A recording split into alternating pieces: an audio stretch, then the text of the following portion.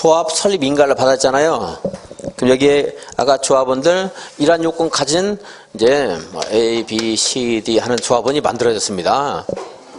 근데 이걸 조합설 인가할 때 시장, 군수, 구청장이 이런 거 확인해서 이 사람 조합원을 해도 좋다. 이렇게 해서 이 사람이 50% 또는 20명 이상 됐다. 확인해서 조합설 인가 해줬잖아요. 그죠? 근데 이 사람을 여기 뭐 F 요건도 안 되는 사람을 이 조합을 교체하거나 이러면 되겠어요, 안 되겠어요? 안 되잖아요. 그죠? 그래서 조합을 교체하거나 신규로 가입하면 안 됩니다. 원칙이에요. 자, 조합 설립한 다음에 조합은 교체나 신규 가입시키면 돼야 안 돼요? 안 됩니다. 안 되는데 불가피한 경우에는 가능할 수 있겠죠. 그죠? 사망했을 때 상속하는 거. 같고요. 그리고 이 50%는 이 주택건설 예정세대수 50%인데 사업계획 승인 과정에서 이게 바뀌었어요. 그러니까 200세대라 100명 만들었는데 250세대로 만약에 바뀌었어요. 그럼 125명이 있어야 되거든요. 그래서 추가 모집할 수 있고 그럴 때. 그리고 이런 추가 모집 승인을 받았거나 또는 이 사람이 A가 원래는 1주택자라서 됐는데 어떻게 하다가 다주택자가 됐어요. 상속받았는데 법이 정한 기간 동안 이걸 처분 안 했어요. 그럼 다주택자면 이 사람은 조합원 자격 상실하거든요. 조합원 자격 상실해서 다른 사람으로 충원하거나 할 수 있겠죠. 또 이 사람은 마음에 안 들어서 탈퇴했어요. 조합은 언제든 탈퇴할 수 있습니다. 그런데 조합에 내가 지급한 비용은 규약이 정하는 바에 따라서 환급받을 수 있어요. 당연히 받을 수 있어야 되겠죠. 여기서 탈퇴해서 뭐 50% 미달했거나 이럴 때는 조합원을 신규로 가입하게 하거나 교체하거나 충원할 수 있다 이거예요. 처음에 조합원 모집할 때, 이 조합원 모집할 때 조합원 모집은 신고하면 돼요. 모집은 설립은 인가를 받아야지만 우리 조합원 모집할게요. 신고만 하면 됩니다. 모집 신고할 때 신고했는데 이렇게 좀 전에 말한 것처럼 조합을 교체하거나 신규로 가입하는 예외적인 사정이 있을 때는 또 신고를 할 필요가 있어요, 없어요? 그때는 안 해도 돼요. 아까 신고 한번 했잖아요. 신고를 했는데 조합원이 탈퇴해서 50% 미달했대요. 그럼 다시 뭐 5명을 추가로 모집한다 이럴 때는 재모집한다 할 때는 신고를 할 필요가 없다 하는 겁니다. 그리고 처음부터 모집할 때는 이것도 하나의 전체적인 우리 그 주택법에 따른 혜택이 되기 때문에 혜택을 어느 특정 집단만 누리면 안 되잖아요. 그래서 공개 모집해야 됩니다. 누구나 조합에 가입할 수 있는 기회를 줘야 돼요. 공개 모집해야 되는데 좀 전에 다시 조합을 신규로 또는 교체하거나 추가 모집할 때는 재모집할 때는 공개 모집 안 하고 이때는 비상시이기 때문에 선착순의 방법으로 모집할 수 있다. 전화 막 걸려가지고, 걸어가지고, 권유해서, 그래서 걸린 사람, 이제, 선착순으로 가입하게 할 수 있습니다. 이런 것들이 이제, 조합원 교체와 관련된 내용이에요. 지역조합, 직장조합은 설립인가를 받으면 교체하거나 신규로 가입하게 할 수 없다. 원칙이 나오는 게 아니고 예외를 물어보겠어 또. 예외. 1. 조합원 수가 주택건설 예정세대수를 초과하지 않는 범위에서 시장, 군수, 구청장이 조합원 추가 모집 승인을 한 경우 조합원 추가 모집 할 수 있겠죠? 뭔가 몰라요. 승인 받았대요. 승인 받으면 되는 거지. 그리고 그 앞에 있는 말은 볼 것도 없어요. 500세대 만들고 있는데 600명 조합원 있으면 돼요, 안 돼요? 당연히 안 되는 거잖아요. 그러니까 예정세대수를 초과하지 않는 범위에 대해서 하는 것은 너무 당연한 말이고 있으나 마나 한 말이고 이해하면 쉬운 거죠. 다음에 조합원 사망. 동그라미 2번. 사업계획 승인 이후에 관할 있는 거 다 무시하시고 한 4줄 내려가면 끝에 입주자로 선정된 지위가 양도, 증여, 판결 등으로 변경된 경우. 사업계획 승인 이후 이것도 안 봐도 되겠네요. 자, 입주자로 선정된 지위가 양도 또는 뭐 판결 등으로 양도, 증여, 판결 등으로 변경된 경우. 증여도 넓은 양도라고 볼 수 있는데 어떤 양도나 판결로 바뀌었어요. 그랬을 때 조합은 바뀔 수 있고, 왜냐하면 사업계획 승인 이후에 이것은 중요한 게 아닌데 이제 법을 이해하는데 도움이 되는 게 있어서 한번 볼게요.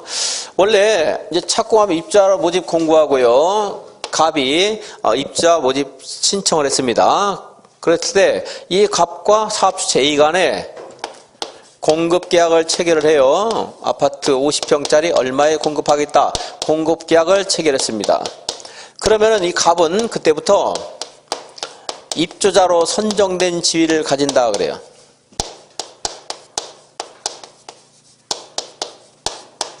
이거 양도할 수 있다 없다?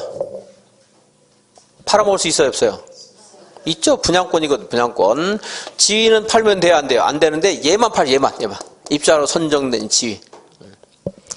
이건 분양권. 재산권이 구체화된 거거든요, 이제. 그 전에 재산권이 구체화되기 전에 지위를 팔면 돼요, 안 돼요? 안 돼요, 다. 이주대책 대상자로서의 지위. 조합원이 되어서 주택을 공급할 수 있는 지위. 아까 6개월 거주하고 있고 무주택자다 하는 지위. 이런 거 팔면 돼요, 안 돼요? 안 돼요, 그런 것들. 근데 지위 파는 것은 딱 여기만 판다고 하면 돼요. 다른 데 안 되고, 선정된 지위. 근데 이건 일반 분이 아니고 조합원들은요, 사업계획 승인 받으면 입주자로 선정된 지위를 취득해요. 조합원이 되는 것 자체가 공급계약 신청랑 똑같은 거예요. 그죠? 공급계약책을 여기서 이제 이걸 해야지 갑은 입자로 선정된 지위가 확정이 되는 거지만 조합원들은 여기에서 조합원이 되어서 사업계획 승인 받으면 그 사람들은 여기에 입주할 수 있는 지위가 생겼어요. 그러니까 그것은 양도할 수 있거든요. 그래서 동그라미 2번 같은 것들인데 괄호 안에 굉장히 복잡한 말이지만 무시하고 사업계획 승인 이후에 입자로 선정된 지위 조합원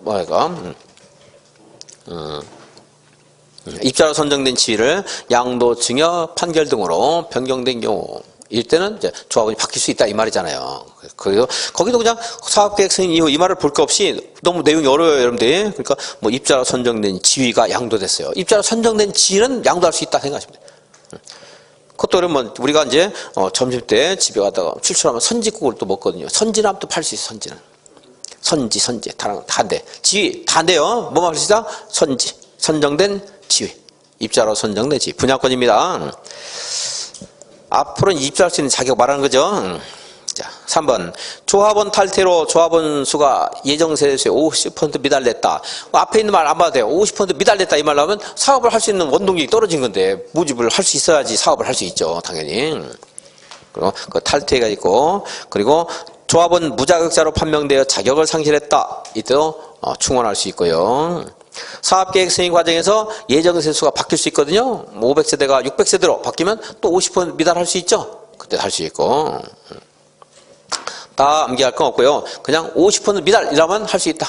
어떤 건 문제집에서 자격 상실인 경우에 50% 미달할 때만 조합원 추가 모집할 수 있다 이런 말이 있는데 그런 말 내지도 않은 시험에서 내대로 틀리세요. 그냥 자격 상실은 조합이 잘못한 게 아니고 그 사람이 잘못되니까 50% 미달 안 해도 충원할 수 있고 탈퇴는 조합이 좀 잘못될 가능성이 있어요. 그러니까 50% 미달할 때 충원해야 되고 이런 논리적인 설명도 가능할 수 있지만 그렇게 안 물어봐요. 기억도 안 나요. 그러니까 50 미달했다. 그럼 충원할 수 있다 하시면 돼요.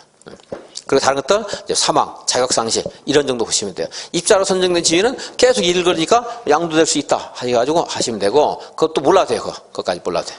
네. 50% 미달했다. 사망했다, 자격상실했다 이러면 조합원을 충원할 수 있다. 교체할 수 있다. 이때 신고할 필요가 있다 없다?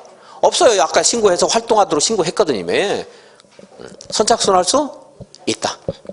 재밌는 게 사망, 자격상실, 탈퇴로 인한 경우에 재모집할 때는 충원할 때 선착순을 할 수 있다. 법에 그래야 되는데 사망했는데 무슨 선착순으로 조합원을 교체하는지 모르겠어요. 상속인 중에 빨리 온 사람이 사망 상속받나? 거기는 사망은 빼야 될 건데 그거 붙여놓은 게 있어 법에서 그렇게 해놨습니다. 어쨌든 재모집할 때 선착순할 수 있다. 자, 맨 밑에 추가 모집되거나 충원되는 자 조합원 자격을 갖췄는지를 판단할 때는요 여기 기준해야 돼. 여기 처음 조합 설립가 신청할 때 이때 요건 갖춘 사람만 조합원이 될 수 있어요. 그래서 왜냐하면 위장 조합원들을 많이 모집해놓고 여기 이제 실제 조합원이 될 뭐 F, G 이 사람들한테 주택을 처분할 그런 시간을 여유를 줘가지고 이 사람 처분해놓고 이 사람은 탈퇴하고 이 사람 조합원이 되고 이게 안 돼요. 그죠? 그럼 안 되잖아요. 이런 편법이 있을 수 있죠. 그러니까 이 새롭게 충원되는 조합원도 그때 충원 당시 조합원 자격을 갖춰야 되는 게 아니고 처음 조합 설립가 신청할 당시 조합원 자격을 가진 사람만 충원될 수 있어요. 그래야 되겠죠. 그래서 추가 모집되거나 충원되는 자, 물론 사망한 사람, 상속인은 조합원 자격 갖출 필요가 없고, 그러니까 충원되는 자는 조합 설립가 신청일 기준에서 자격 요건을 갖춰야 됩니다. 그 다음 페이지는 것은 유학집에서 나와서 한번 읽어보겠습니다. 그냥 양괄호권 동그라미 2번, 동그라미 1번. 조합 설립 인가를 받기서 조합을 모집할 때 어떻게 해야 돼요? 신고를 해야 돼요. 나 우리 조합원 모집하겠다 신고하고 그리고 그 조합원을 모집할 때는 누구한테나 혜택을 받을 수 있도록 어떻게 해야 된다?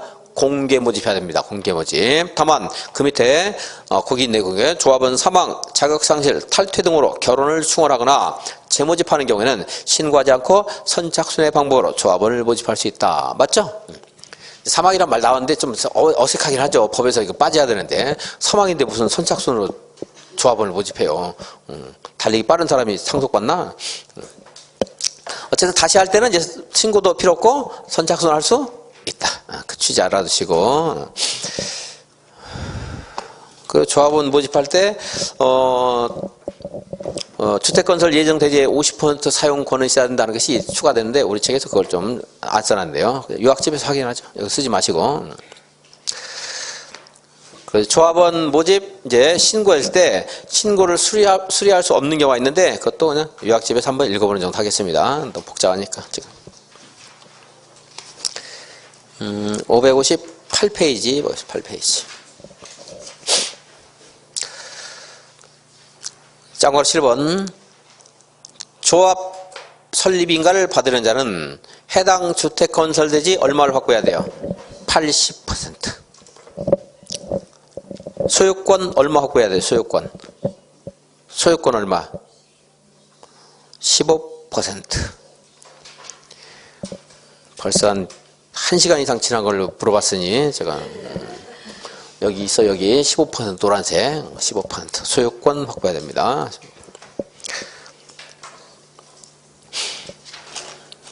다음 그 밑에 맨 밑에 보시면 이제 리모델링 이건 리모델링 허가받는 거 아니에요.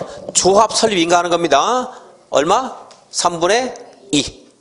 단지 전체 구분소유와 의결권 3분의 2. 그리고 각동 구분소유와 및 의결권 과반수. 어느 동만 한다. 그럼 그 동의 얼마? 과반수 아니고 그 동의 전체니까 이제 그 동의 얼마? 3분의 2. 한 동만 할 때는. 다음 페이지. 양과로 10번 조합 설립이 신고 아까 나왔던 것 같은데 공매택을 공급받게 한 경우에는 조합 설립 신고를 하면 된다 그랬죠? 이 신고한 사항을 변경하거나 해산할 때도 신고했습니다. 시공보증은 아까 강의하면서 말했는데 여기서는 뭐 체크 안 하겠습니다. 지금은.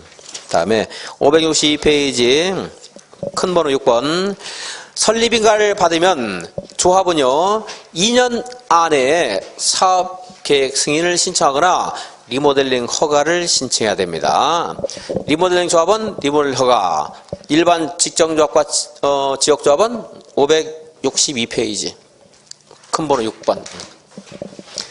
몇 년 이내에 사업계획 승인 신청해야 돼요? 2년 이내 해야 돼. 2년 이내. 책에다 쓰지 마시고 이제 2년 이내 조합이 설립되어 있는데 2년 안에 사업계획 승인을 신청 안 하면 조합 총회에서 조합 해산 여부에 대한 의결을 해야 돼요.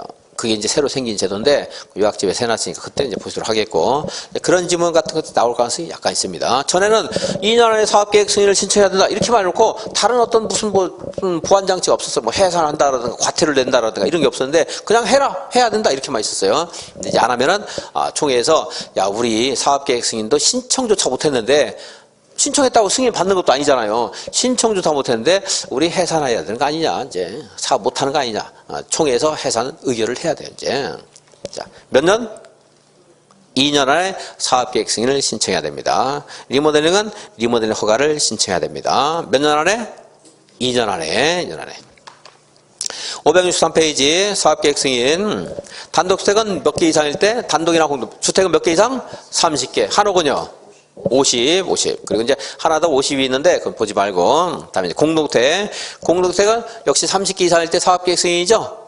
50개짜리가 두 가지가 있는데 하나는 보지 말고 하나만 보면, 주관경 개선 사업에서 당신들 알아서 주택을 개량하십시오 했는데 좀 연립이나 아파트를 만들려고 했더니 30개 이상일 때 사업계획 승인 받으라 하면 어려울 수 있잖아요. 그래서 50개 이상은 사업계획 승인 받지만 50개 미만은 그냥 건축 허가 받아서 주관경 개선 사업 해라 하는 거예요. 23조 1항 1호 사업 정비법.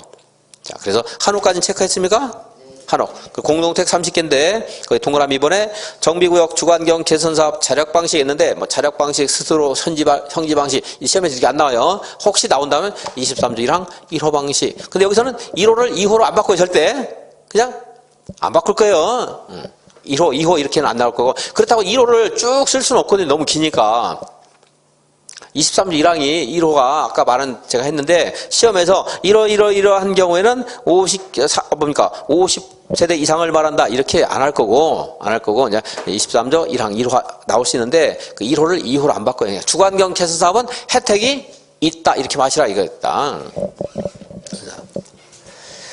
이제 정비법에서는 23조 1항 1호 방식, 2호 방식 이렇게 낼 수 있는데, 주택법에서 문제를 내면서 이걸 1호 방식을 2호 방식으로 틀리게 안 할 거라 이 말이에요. 출제한 사람이. 그러니까 주관경 개선 사업에서는 몇 개 이상일 때? 50개 이상일 때, 50개 이상. 대지는 얼마 이상? 양거래 2번 있죠. 1만 이상. 564페이지 사업계획 승인권자 10만 이상만 체크하고 넘어가요. 10만 이상일 때 누가 한다? 시도지사, 대도시, 시장. 10만 미만은 이제 도지사만 빠져나가는 거예요. 그러니까 바뀐 다른 게 도에서만 다른 거예요. 도에서만. 10만 이상이냐 미만이냐가 도지사가 들어가느냐 안 들어가느냐 달라요. 이제 10만 이상이든 미만이든 특광, 별별, 대도시까지는 똑같아요. 예외 국장 하는 경우가 있었죠. 누가 사업할 때? 국가. 또 누구요? 한국. 그리고 한국 하면 이제 도시택공사 나왔고. 그리고 얼마 이상일 때?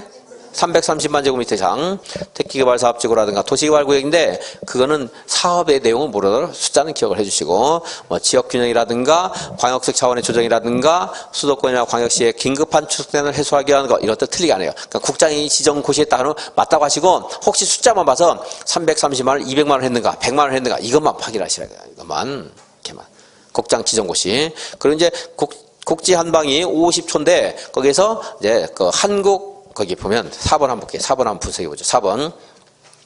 다음 회자가 단독 또는 공동으로 총 지분의 50을 초과하여 출자한 위탁관리 부동산 투자회사가 공공주택 건설 사업을 시행하는 경우에는 국토교통부 장관에게 사업계획 승인을 받아야 된다 하는데 맞는 말로 하기는 조금 어려울 것 같아요. 너무 길기도 하고. 그래서 틀리게 낸다고 그러면 이제 50조 아니고 괄호에서 틀리게 낼 가능성이 저는 있다고 보여지는데 해당 부동산 투자회사의 자산관리회사가 한국도시특공사인 경우에만 해당된다 그랬잖아요. 그죠? 그러니까 다른 거 보지 말고 혹시 50조 나오면 다른 거 보지 말고 아주 어렵게 나오면 이걸 낼 수가 있는데 자산관리 그러니까 해당 부동산 투자회사가 사업할 때 국장에게 승인받으라는 건데 그 회사의 자산관리회사가 누구일 때 한국토지주택공사일 때만 거기만 보래 거기만 그럼 결국 이제 한국토지주택공사 하는 말이 나와야 돼요. 그래야 되죠? 왜냐하면 그 시험에 내려고 그러면 이 말이 내야 되거든요. 이 가로 안에 있는 말을 안 붙여놓으면 틀린 말이 돼요. 틀린 말이 그 문제가 출제 오류 10이 가능성이 분명히 많기 때문에 그 말을 붙여줘야 돼요. 그래서 거기에 이제 4번에 1, 2, 3, 4 국지 한 방이 있지만 그거 보지 말고 걔네들 중에 누군가 나와도 상관없어요. 근데 자산관리회사 이런 말 나오면 괄호 안에 그걸 봐서 한국토지주택공사가 걔를 관리하고 있을 때 그러니까 결국은 알고 거슬러 올라가면 누구와 관련된 거예요? 한국토지주택공사 관련되잖아요. 그러니까 누구한테 받아야 돼요? 국장에게. 이렇게 연결할 수 있다는 거예요. 그러니까 새로운 내용이 아니고 1번하고 연결할 수 있으니까 한번 봐도 되겠다 이겁니다. 사업계획 승인 대상 제외 준주거지나 상업적에서 몇 세대 미만? 300 미만. 그 주택 면적이 건축 연면적 총합계 얼마 미만? 90% 미만일 때 그때는 사업계획 승인을 받지 않고 건축 허가를 받을 수 있습니다. 그리고 뭐 하나 더 있지만 무시하고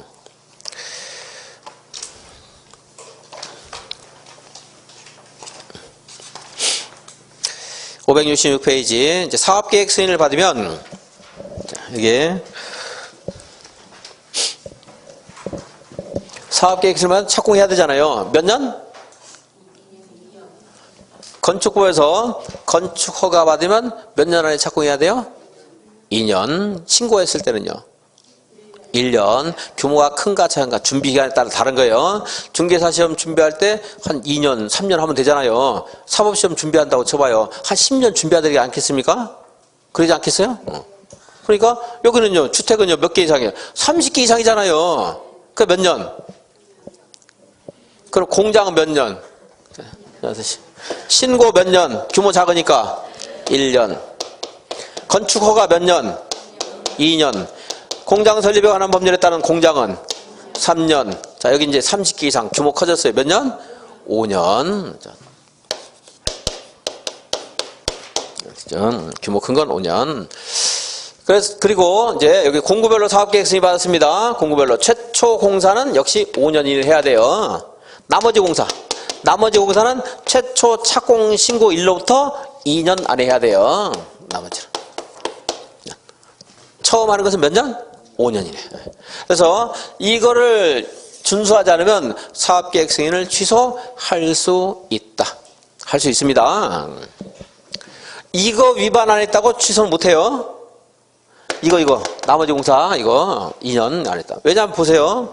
공사 시작했죠. 이것도 했어요. 얘만 지금 한 3년 됐는데 안 하고 있어요. 이거 하고 있잖아 지금. 취소할 수 있다 없다? 없다. 그러니까 5년 안 지키면 취소할 수 있는데, 근데 이거 나머지 공구별 사업계획 승인에서 최초 이외의 공사를 2년 이내에 시행하지 않았다고 해서 사업계획 승인을 취소하면 된다 안 된다? 이건 안 됩니다. 시작했잖아 이미. 처음 하나 시작했으니까. 이거는 이제 지진이 발생했어요. 몇 년 연장할 수 있다? 연장은 전부 1년 그랬어요. 1년 연장할 수 있어요. 연장은 다 1년이에요. 달라지지 않습니다. 처음 시작하는 것은 1년, 2년, 5년인데 연장은 다 1년입니다. 1년. 그래서 이제 그리고 이 사업계획 승인 받은 사업주체가 부도 파산으로 사업을 못할 것 같아요. 그럴 때도 사업계획 승인을 취소할 수 있다. 여기서는 해야 돼요. 여기서 해야 되는데 여기는 할 수 있다 해요. 공적인 성격을 가지고 있기 때문에. 그래서 이제 그리고 여기 또 이제 분양 부도 파산이 있는데 사업을 목적 달성 못할 것이다 해가지고 사업계획을 취소할 수 있다고 했는데 이 주택에 대해서 분양 보증을 받았어요. 그럼 사업계획 승인 취소하면 돼요 안 돼요? 안 돼요. 그 보증기관에서 다 공사 맞춰가지고 분양해주는 게 분양보증이에요. 분양보증 있을 때는 사업계획 승인 취소할 수 있다 없다? 없다. 그건 이제 부도 파산하고 관련되는 건데 뭐 이거하고 관련해서 이때는 분양보증 있을 때는 사업계획 취소할 수 없다 이렇게 어거지를 안 하니까 그냥 분양보증 있으면 못한다 이렇게 아셔도 되겠어요.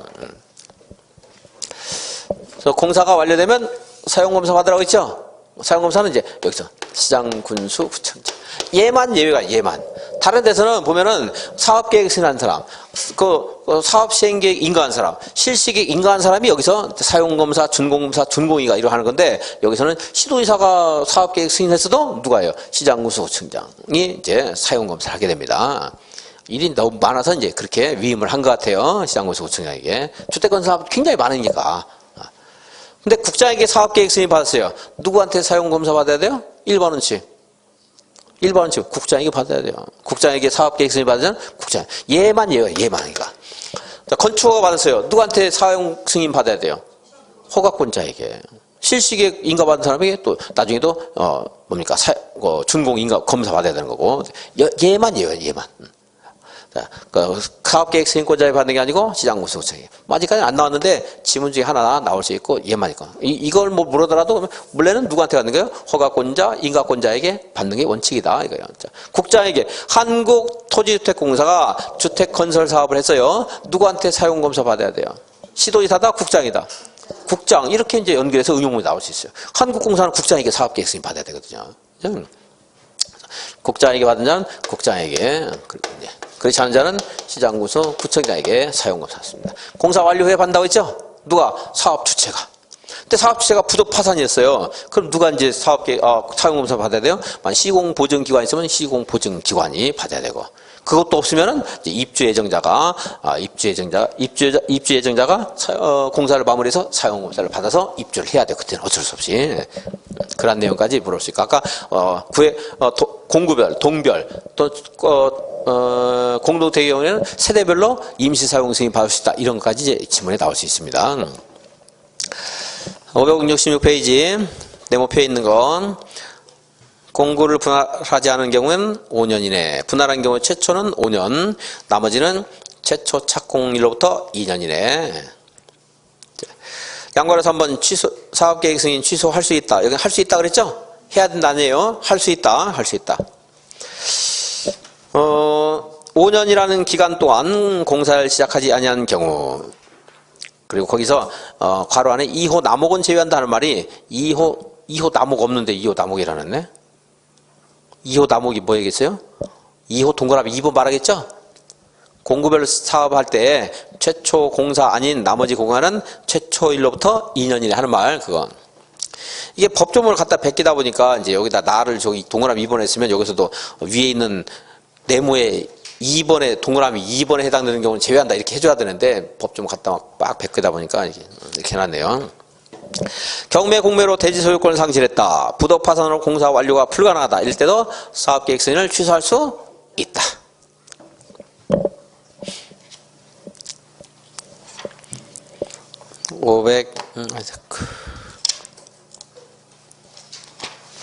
570페이지 대지 소유권 확보.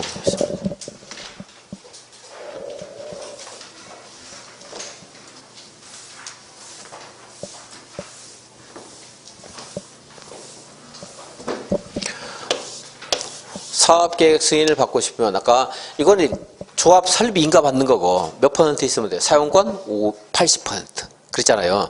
그럼 사업계획 승인 받으려면 어떻게 해야 돼요? 이 대지를 소유해야죠. 소유해서 주택을 건설해서 분양을 하는 거잖아요. 그러니까 대지를 소유해야 사업계획 승인 받을 수 있겠죠? 근데 소유 안 해도 우리가 사용권만 있어도 사업계획 승인 받아서 이거 분양할 수 있잖아요. 이제 뭐 지상권만 설정해서 주택을 건설해서 토지는 사업주체 가지고 있고 또 이제 별개 제3자 가지고 있고 주택만 분양할 수도 있어요. 토지 임대부 분양주택 같은 거 있을 수 있습니다. 소유권 또는 사용권 있어도 사업계획 승인 받을 수 있고 국가나 지자체나 한국공사, 지방공사는 대지를 소유 사용 안 해도 사업계획 승인 받을 수 있어요. 얘네들은 국민주택을 건설하기 위해서 필요할 때는 토지를 사용도 할 수 있거든요. 그래서 이렇게 해서 조성된 대지를 공공택지 이렇게 말한다는 거예요. 그래서 수용 생각합니다. 공공택지에서는. 자, 이렇게 할 수 있으니까 얘네들은 소유 사용 안 해도 사업계획 승인 받을 수 있다. 이거겠지. 그리고 이제 사실 순서 제일 위에 있는 건데 제일 중요하고 복잡하니까 뒤에다 씁니다. 지구 단위 계획이 결정이 필요한 사업계획의 경우에 대지의 80% 이상의 사용권을 확보하고 나머지 확보하지 못한 대지가 매도 청구의 대상이 될 때는 매도 청구라는 것은 매도할 것을 청구할 수 있는 권한이 있다는 거예요. 권한이. 그럼 매도 청구하면 법에서 상대방에게 내가 토지를 사올 수가 있습니다. 강제적으로라도 법적으로 보장된 거예요. 그래서 이것이 있으면 소유 사용권 확보한 거예요. 매도 청구의 대상이 되는 거니까. 그럼 매도 청구라는 것이 뭐냐 할 때는요. 자, 80 이상은 일단 확보하라고 했죠. 그죠? 그래서 80에서 95 미만까지 확보했을 때는 이제 지구 단위 계획구역 결정 고시로부터 10년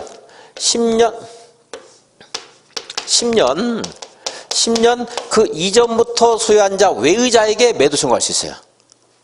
그러니까 지구 단위 계획구역 결정일로부터 10년 안 된 사람 소유권을 확보한 지가 10년 안 된 사람에게는 매도 청구할 수 있고 10년 이상 된 사람에게는 매도 청구할 수 있다 없다? 없다는 거예요. 여기가 주택건설 대지인데 이 사람이 80%를 확보를 했어요. 80% 확보했습니다. 20% 확보를 못했어요. 아직. 그럼 여기에 이게 이제 여기도 A, B, C로 할까 그냥 A, B, C가 있는데 이 사람은 이 토지를요 15년 동안 소유하고 있고 B는 9년 동안 소유하고 있고 C는 5년 소유하고 있어요. 그러면 이 15년 된 사람에게는 매도 청구를 할 수 있다 없다? 없다 이거예요. 없다.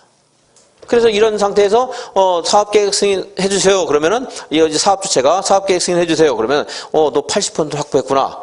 그럼 여기 있는 사람이 A, B, C가 있는데 A에게 매도 청구 못 하잖아요. 그럼 확보하지 못한 대지가 매도 청구의 대상이 돼야 안 돼요? 안 되잖아요. 그러면 사업계획 승인 해줘야 안 해줘요? 안 해준다 이거예요. 법에 의해서 이 사람의 땅을 강제로 뺏어올 수 있는 그런 수단이 없거든요. 안 돼요. 이 사람이 안 팔면은 여기서 주택을 건설했는데 이 사람이 끝까지 안 팔아봐요. 그럼 남의 땅에다 주택을 건설하는 거잖아요. 안 돼요. 근데 이제 80에서 95가 아니고 95 이상을 확보했다. 그럼 굉장히 많은 노력을 들였죠. 이것까지 사업을 무산시키는 것은 전체 국가 사회 경제적으로 바람직하지 않기 때문에 그때는 확보하지 못한 모든 대지 소유자에게 매도 청구할 수 있다. 그래서 만약에 여기에 이렇게 또 다른 데를 이렇게 할까? 여기에 5% 확보 못했어요. 95 확보했습니다. 근데 여기는 A라는 사람이 역시 15년 동안 이 토지를 소유하고 있어요. 온고집에 이 사람이 땅 절대 안 팔겠다. 이래도 이 사람에게 매도 청구할 수 있다. 95 확보했으니까. 이겁니다. 이게 이제 매도 청구예요. 요것도 숫자 물어볼 수 있고요. 10년 하는 거까지 다 물어볼 수 있습니다. 근데 이제 매도 청구는 약간 사회복지국가적 성격이 있는 거예요. 자본주의 시장경제가 우리 기본이기 때문에 이거 전에 뭐 해야 돼요? 협의 매수하는 게 원칙이에요. 제가 그래서 우리 법에 있는 말은 아니지만 국토계획법에서도 협의 매수하는 것이 원칙이라는 말을 자꾸 말을 했습니다. 협의 매수하고 안 되면 강제로 이제 매도 그 매도 청구하고요. 그래도 그 사람이 소유권 안 넘겨주거든요. 그럼 결국 매도 청구 소송 가요, 또 이제. 법원의 재판으로 가는 거야, 이제. 그래서, 이들에게 이제 그 매도 청구하기 전에 3개월 이상 협의를 해야 돼요. 이 협의가 안 되면 시가로 매도 청구한다. 이겁니다. 시가로. 그래서 안 받아주면 이제 매도 청구 소송까지 갈 거 아니겠어요. 소송에서 대법원 판결까지 나오려면 또 10년 걸려요. 그럼 주택권 수사 못 하잖아요. 그래서 이제 1심에서만 승소 판결 나도 공사할 수 있어요. 그러니까 승소 판결이 확정이 돼야 됩니까? 확정되지 않아도 공사할 수 있어요. 확정이 안 돼도 할 수 있어요. 1심에서 승소 판결을 받았다는 건 이건 굉장히 단순하고 기계적이거든요. 95% 확보했는가, 이 사람 10년 동안 소유하고 있는가, 굉장히 단순한 거기 때문에 대법원까지 꼭 안 가더라도 이제 공익을 위해서 공사를 할 수 있다는 겁니다. 이게 이제 매도 청구예요. 이러한 내용들이 다 여러분들 이해하고서 차율시 있어야 되고, 결국 이런 숫자 같은 거 물어본 경우는 많습니다. 3개월, 이것은 5개월 이렇게 한다든가, 유치하지만 그렇게 할 수 있어요, 이제. 자, 한번 보겠습니다. 570페이지. 소유권을 확보해야 된다. 네모 바로 위에 있어요. 근데 소유권을 확보하지 못해도 아래의 경우에는 사업계획 승인을 받을 수가 있다. 1. 지구단위 계획이 필요한 주택건설 사업에 해당 대지에 얼마 이상을 확보했어요? 80% 이상의 사용권을 확보하고, 확보하지 못한 대지에서 대지가 매도 청구의 대상이 되는 경우. 570페이지 가운데 있는 네모 1번입니다. 1번. 세 번째 줄에 80% 이상 사용 80%. 이거 말해도 돼요. 나머지가 매도 청구의 대상이 된다. 이거 몰라도 돼요. 그 말은 시험에 알려주니까. 시험에서 얼마 나머지가 매도 청구의 대상이 아닐 때 사업계획 승인 받을 수 있다. 이렇게는 안 할 거 아니에요. 줄긋는 거 어려우니까. 2. 그냥 사용권은 확보한 경우 할 수도 있고, 사용권은. 소유권 없지만. 3. 국가나 지자체 등이 사업할 때, 이럴 때 소유권 없어도 돼요. 1번 가지고 거의 물어봅니다. 1번 가지고. 제가 괄호에 있는 것을 어떤 학원에서 읽기도 했고 안 읽은 적도 있었는데, 이것은 유학집에서 한번 읽어볼 겁니다. 이제 공사 시작. 사업 주체가 신고를 하고 공사를 시작하는 경우에 아까 말한 것처럼 매도 청구의 대상이 되는 대지가 포함되어 있다. 그러한 경우에 승소 판결 받으면 공사할 수 있다고 했죠? 승소 판결이 확정된 경우에 공사를 시작해야 된다 하면 맞아요, 틀려요? 틀렸죠? 그러면 10년 있다 해야 되거든요, 사업을. 20년 있다 해야 될지도 몰라요. 안 돼요. 그래서 법원에 승소 판결이 있는 경우에 사업할 수 있다. 이건 나오면 이걸 이렇게 밋밋하게 안 돼. 절대적으로 이렇게 안 나오고 괄호 안에 그 말을 물어볼 거예요, 이제. 판결이 확정된 것을 요구한다. 이렇게 분명히 물어볼 거예요. 나오는 가능성이 많지는 않지만, 나온다 그러면 그걸 물어볼 거예요, 분명히. 그 말을. 언급되니까 거기까지 보셔야 돼요. 다음 페이지. 이제, 매도 청구는 사용할 수 있는 권을 확보하지 못한 대지 소유자에게 그 대지를 무엇에 따라 매도할 걸 청구해요? 시가. 그러니까 협의회에서 원칙이니까 공시지가 이런 거 하면 안 되죠, 당연히. 개인과 개인 간의 토지 거래인데 그걸 못하기 때문에 이걸 이제 보충적으로 인정하는 건데, 강제 수용 아니에요. 지금 감정가격 이런 말 하면 안 돼요. 개인과의 개인의 거래라고 생각하셔야 돼요. 거래. 시가로. 그 토지에 만약에 건축물이 있다. 그러면 그 매도 청구할 수 있어요, 없어요? 있죠. 매도 청구할 수 있고. 우리 책에 건축물이 있나 없나? 왜 없네 거기에? 거기 맨 위에 있죠. 작은 글씨로 건축물을 포함한다. 그리고 얼마 이상 협의해야 돼요? 3개월 이상 협의해야 됩니다. 3개월 이상 협의. 95% 이상일 때는 확보하지 못한 모든 대지 소유자에게 매도 청구. 근데 95 미만일 때는 어떻게 해야 돼요? 지구단위 계획구역 결정 고시로부터 소유권을 10년 이전부터 소유한 자 외의자에게 매도 청구할 수 있죠? 10년 이전부터 소유한 자 외의자에게 매도 청구할 수 있다. 양관호 2번. 리모델링 주택조합에서 리모델링에 찬성하지 않은 사람에게 어떻게 해야 돼요? 매도 청구할 수 있어야 되겠죠? 전에는 이렇게만 돼 있었는데 지금 말이 좀 바뀌었는데, 바뀌나 마거나 여러분들 똑같다고 생각하셔도 돼요. 리모델링 허가를 신청하려면 얼마 이상의 찬성이 필요하다고 했죠? 75%. 그 리모델링 허가를 위한 동의율 이상의 동의를 받은 조합의 경우에는 동의하지 않은 자에게 매도 청구할 수 있다. 이렇게 해서 법이 약간 약간 그 맹점이 있었는데 그걸 보완했어, 이제. 리모델링, 그게 이제 리모델링, 그래서 실제 문제에서도 약간 막 혼동스러운 문제들이 나왔었어요. 저는 해석상 리모델링 허가를 받은 자가 매도 청구할 수 있다. 이렇게 해석을 해서 강의를 했는데, 그게 리모델링 결의, 조합, 얘가 할 수 있다는 말로 해석될 수도 있고, 허가 받은 자가 할 수 있다는 말로 해석될 수 있는데, 거의 이제 확실하게 그걸 해서, 저는 해석상 이거라고 해서 강의를 했는데, 이거라고 문제가 나오는 경우도 혹시도 있고, 좀 잘못된 게 있었어요. 막 이렇게. 네, 리모델링 조합 그냥 인가받은 조합이 아니고 리모델링 허가를 위한 동의를 이상의 동의를 받은 경우에는 매도 청구할 수 있다. 그게 맞겠죠, 당연히. 75%야. 근데 그 말은 뭐 틀리긴 않네요. 이제 리모델링 조합이 매도 청구할 수 있다. 이렇게만 읽어도 여러분 됩니다. 다음에 572페이지. 국가나 어디 가서 사용에서 아까 말한 것처럼 거기 13번에 파란색 번호 13번에 양괄호 1번에 동괄호 1번 그러니까 네모 위에 있는 네모 바로 밑에 위에 있는 네모 밑에 국가나 지자체 한국공사 지방공사가 국민주택을 건설한다. 국민주택 건설을 위한 대지를 조성한다 할 때는 토지나 토지에 정착한 물건 그 밖의 권리를 사용할 수 있다. 그랬죠? 572페이지에 맨 윗줄에 국지 한 방이 있고 이 국지 한 방이 네모 바로 밑에 동그라미 원 국민택을 건설하거나 국민택 건설 대지를 조성하기 위해서 필요할 때는 타인의 토지 등을 뭐 할 수 있다? 수용할 수 있다. 이렇게 해서 조성된 대지가 공공택지다 이 말이에요. 이렇게 말을 해줘야 되는데 아까는 뭐 국민택 건설할 때 대지 조성할 때 공공택지다 이랬는데 그건 잘못된 말이고 사실은 이제 맨 밑에 이제 토지를 수용하기 전에 뭐 하는 게 원칙이에요. 기본적으로 매수해야 되거든요. 그 매수 업무나 또는 수용을 하게 되면 보상을 해야 되겠죠. 매수나 보상에 관한 업무를 국가나 지자체가 국가나 한국공사가 직접 하지 않고 지방자치단체에게 위임할 수가 있어요. 위탁. 그래서 573페이지 맨 위에 보시면 사업주체가 국가나 한국공사가 토지 매수 업무나 손실 보상 업무를 위탁할 때 그 매수 금액과 손실 보상 금액의 몇 퍼센트?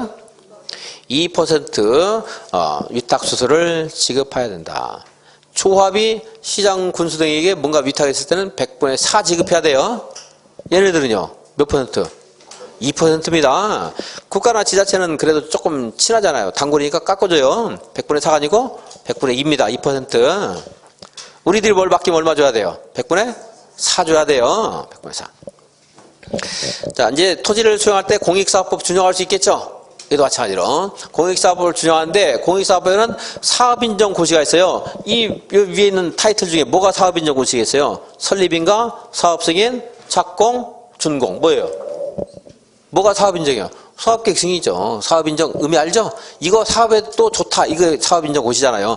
사업에도 좋다. 사업계획 승인이잖아요. 공사에도 좋다. 그러니까 사업계획 승인을 사업인정으로 본다 하는 게 573페이지 양괄호 2번에 동그라미 2번에 있어요. 네 번째 줄에 사업인정을 사업계획 승인으로 본다. 간선시설 아까 말했는데요. 100호 또는 16,500제곱미터 이상일 때 100호 또는 16,500제곱미터 이상의 대지를 조성하는 경우에 간선시설 설치 의무는 도로 상하수도는 누가 설치해줘요? 지방자치단체. 전기 통가방은 누가 설치해요? 공급하는 자. 전기나 통가방을 공급하는 자. 전기 공급, 통신, 가스, 지역난방을 공급하는 자. 거기는 전제가 있었죠. 아까 100호나 16,500제곱미터 이상일 때예요. 아무 때나 해주는 게 아니고. 그리고 국가는 뭘 지킨다고 했는데요? 채통을 지키려고 우체통 설치한다. 아무튼 볼 때마다 이상한 게 몇 가지가 있는데 이거를 왜 간선시라고 했는가조차도 이해가 잘 안 되고요. 간선시는 주택단지 안에 있는 기관시설을 단지 밖에 있는 같은 종류의 기관시설에 연결해주는 시설 이랬잖아요. 근데 우체통이 뭘 연결해줘요? 도대체 연결은 뭐 소식통인가 이거 연결해주는 거예요? 어쨌든 여기 같이 있습니다. 그냥 해라고. 제일 싼 거 하나 설치해줘요. 동그라미에서 한번 지방자치단체가 설치하는 것에 대해서 위 박스 내 1 이렇게 하지 말고 그냥 도로 상하수도를 지자체가 설치하는 경우 하면 우리가 읽을 때 한번 공부 더 하는 건데 그 밑에 있더라도 위 박스에 있는 뭐 박스를 왜 박스라고 했는데 난 네모라고 하는데 어쨌든 얘는 간선시설 설치 비용은 국가가 50% 보조할 수 있다. 자, 지자체에 대해서는 지자체 재정이 열악하니까 보조할 수 있다, 알 수 있겠죠? 그렇게 읽으시고. 자, 그 밑에도 한번 지금 시험에 나왔는데 너무 복잡하니까 안 하겠습니다. 어렵고. 나올 가능성이 많지 않으니까. 574페이지 양과 5번 국공유지 우선 매각 및 임대예요. 주택건설 대지 확보하기 위한 겁니다. 지금 자 하나 했어요. 주택건설 대지를 확보하기 위해서 국가나 지자체 한 공사 지방공사는 국민주택 건설을 위한 경우에 토지를 수용할 수 있다고 했죠. 여기 이걸 틀리게 안 해요. 국가가 뭐 민영주택을 건설하기 위해서 토지를 수용할 수 있다 이렇게 하겠습니까? 안 하겠죠? 그러니까 국민주택 건설을 몰라도 돼요. 얘가 한다고 알면 되거든요. 오히려 얘가 하는 거 그 취지를 알아야 되는데 오히려 그 공공택지에서는 좀 써놓은 게 이상하게 써놨는데 자, 어쨌든 자, 토지를 수용 사용할 수 있고 몇 퍼센트 줘요? 위탁했을 때 2%. 사업계획을 사업인정으로 본다 하는 거, 그 정도 아시면 돼요. 그 다음에 얘뿐만 아니고, 이제 국가나 지자체가 국유지나 공유지를 가지고 있을 수 있잖아요. 얘네가 사업하는 게 아니고, 그럴 때 이거를요, 얘네들에게 우선 매각하거나 임대할 수 있다는 거예요. 우선 매각, 국민주택 규모를, 군민 규모를 50% 이상 건설하려는 사업주체에게 기특하잖아요. 서민용 주택을 건설하니까. 그리고 또 조합 주택을 건설하려는 경우에 얘네들에게는 국공유지를 우선 매각하거나 임대할 수 있다. 이거. 네. 그럼 얘네들이요 이렇게 우선 매수 또는 임차를 했을 때는 그날부터 2년 이내 목적 사업에 착수를 해야 돼요. 네. 아까 조합이 설립 그 말까지 비교하면 너무 복잡하니까 그냥 2년 이내 목적 사업에 착수해야 됩니다.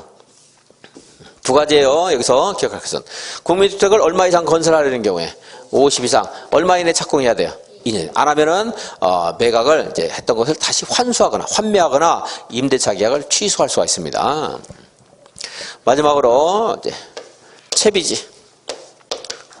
채비지의 경우에 도시개발 사업에 따라 채비지 이거 구성할 수 있잖아요. 사업 경비를 쓰기 위한 땅. 이 채비지를 조성했을 때 채비지의 50% 범위 내에서 국민주택 건설 용지로 사용할 수가 있어요. 이 말도 역시 틀리게 안 할 거예요. 뭐 민영주택 건설 위한 경우에 50%를 공급할 수 있다. 이런 말 안 할 거고. 자, 채비지 얼마를 공급할 수 있다? 50%. 이제 이걸 공급하는 것은 감정 가격으로 하게 되는데 감정 가격보다 더 싸게 조성 원가로 공급하는 경우도 있어요. 사회국가니까 무슨 주택? 임대주택을 건설하는 경우에는 조성 원가로 할 수도 있다. 임대주택 하는 말 나오면 혜택이 있다 생각하고 풀면은 그건 뭐 틀리지 않을 겁니다. 그래서 여기는 이제 국제한방은 아까 2% 숫자 같은 것들, 그리고 얘가 사업인정 고시라는 것은 공부를 몇 번 하다 보면 이제 순간 여러분 정리가 될 거예요. 외우는 게 아니고 이게 사업인정하고 같은 절차라는 건 알 수 있겠고, 그리고 이제 국공유지는 여기 국민주택 얼마 이상 건설하는 자에게 50 얼마 이내 착공해야 돼요? 2년. 자, 채비지 얼마? 50 다른 것도 필요 없어요. 임대주택은 조성 원가 할 수 있다. 자, 574페이지 양호로 5번 봅니다. 국가나 지자체는 그가 소유하는 토지를 매각하거나 임대할 때 다음의 자에게 우선 매각 임대할 수 있다. 국민 규모 50 이상 그리고 주택 조합이 건설한 주택의 건설을 위한 대지로. 동그라비원 이 사람들은 매수 임차일로부터 얼마 이내 2년 이내 해당 주택을 건설하거나 대지 조성을 위한 사업에 착수를 해야 됩니다. 안 하면 환매하거나 임대 계약을 취소할 수 있다.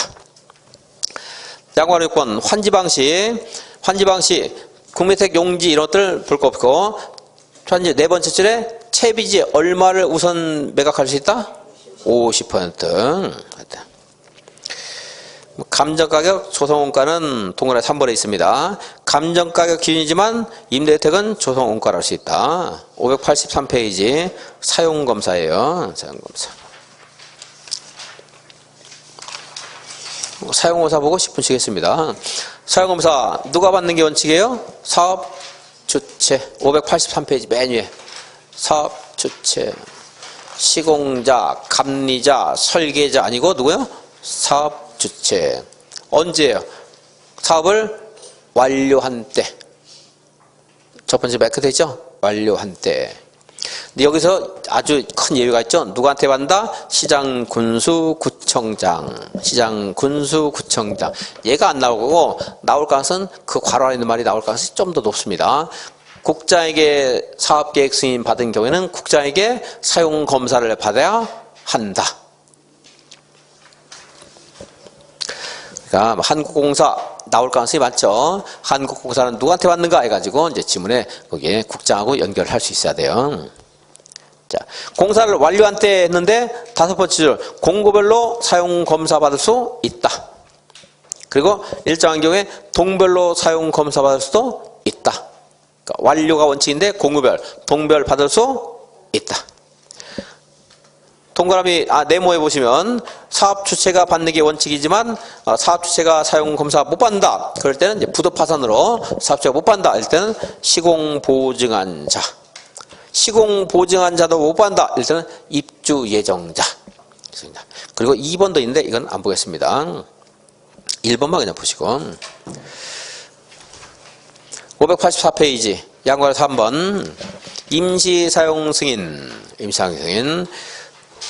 네 번째 줄은 동별로도 받을 수 있고, 그리고 뭐 구획은 안 받아도 되겠고, 동그라미 3번에 네 번째 줄에 공동주택의 경우에는 세대별로도 임시사용 승인을 받을 수가 있다. 그러니까 보고 10분 쉬었다가 588페이지부터 보겠습니다.